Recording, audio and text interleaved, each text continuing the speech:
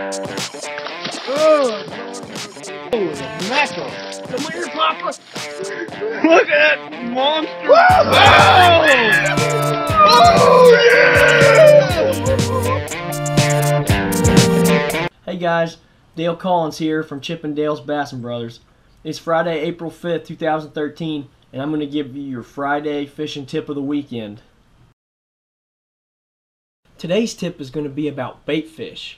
There are so many different types of baitfish out there. There's shad, golden shiners, from tilapia. Heck, even bass eat their own babies, the little bass fry. If you really want to get your hands on a big stringer full of hog mallees, you're going to have to figure out what type of baitfish you have in your local fishing areas. A lot of people don't know where to start finding information about baitfish in their area. What I always do is I run a quick Google search with the name of the lake I'm fishing and baitfish in it. And normally that'll turn out quick results on what type of baitfish that my body of water is holding.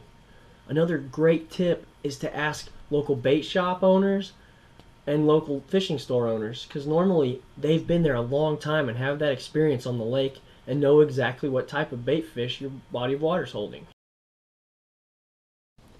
The next thing you're going to want to find out about the baitfish in your area is how they interact with their environment.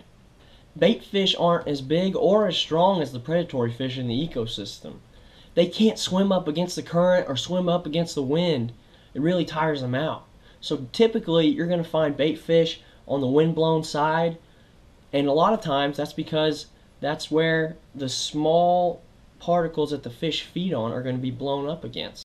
A lot of the times the fishermen will curse the wind, but you can really use it to your advantage to help you find the baitfish, which will in turn help you find the bass. Another thing you need to know about baitfish is that they know they're not a predator. They've been preyed upon by larger species of fish for years. So they're going to be around cover like trees and stumps and rocks, eating those plankton and also hiding from the larger predatory fish like bass, pike, and larger sunfish. Right now I just use these Costas, but they really allow me to see in through the water and give me a better chance at seeing the profile and the size of the baitfish in the water. Another thing that these polarized sunglasses do is they help you determine what type of swimming action these baitfish have, and they can really help with your bait selection. Some baitfish swim in more of an S pattern, and some have more of a side-to-side twitch, and it'll really help you pick which lure to catch your bass with. After you determine what type of baitfish are in the area and a decent location for baitfish, the next thing is your lure selection. If you notice plenty of small fish near the surface, then you might want to throw something like a Zara puppy up near the surface that causes a lot of commotion up there, but is still small enough to imitate the baitfish that you're going after. Or you might throw a small subsurface lure that dives just below the surface and imitates a minnow or a shiner just below the surface. The key is matching the color with the type of baitfish that's in your area. If you notice larger fish up near the surface, then you might want to pick a bigger bait. Right here we got a bigger Zara spook, and what it does is it creates a bigger profile and it will mimic a larger baitfish.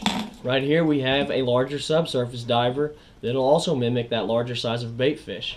Compared to these others, you know, they're the exact same type of bait, just an upgrade.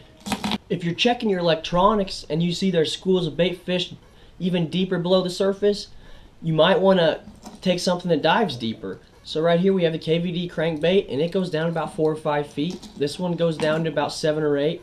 And with these crankbaits that imitate baitfish, you can tell how deep it's going to dive by how long the bill is on them. If you're reading your depth finder and you see lots of schools of baitfish down near the bottom, you're going to want a lot deeper diving of a crankbait. So the longer bill you use, the deeper it's going to get. Also, when you're choosing a deeper diving crankbait, you're going to want it to have a little bit more flash, a little bit more color, because the deeper you go in the water column, the less light that can penetrate the surface and get down there, and you'll have a lot more success if you use a little bit brighter crankbait when you're going down deeper to imitate that baitfish. If you can physically see the schools of baitfish up near the surface or just below, a really good technique in imitating them is to throw a lipless crankbait, which is like this, which doesn't dive, but really puts out a lot of vibration and a lot of flash.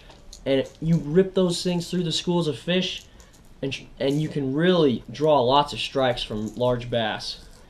When choosing what type of lure to fish with, you're going to want to pick the lure color that really imitates the coloring of the bait fish. There are typically a lot of shad or golden shiners in your area. You'll probably see a lot of white or golden swim baits or smaller white little crankbaits like this. Up where I'm from, I use a lot of things that imitate sunfish. As you can see, this has a really good sunfish or bluegill coloring. And for to imitate smaller fish, I use something more like this. Same really good coloring.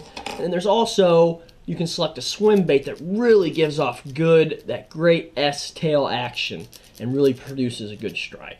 Stay tuned next week for some Chip and Dale Bassin Brothers action as I take you out on the water for some hands-on experience.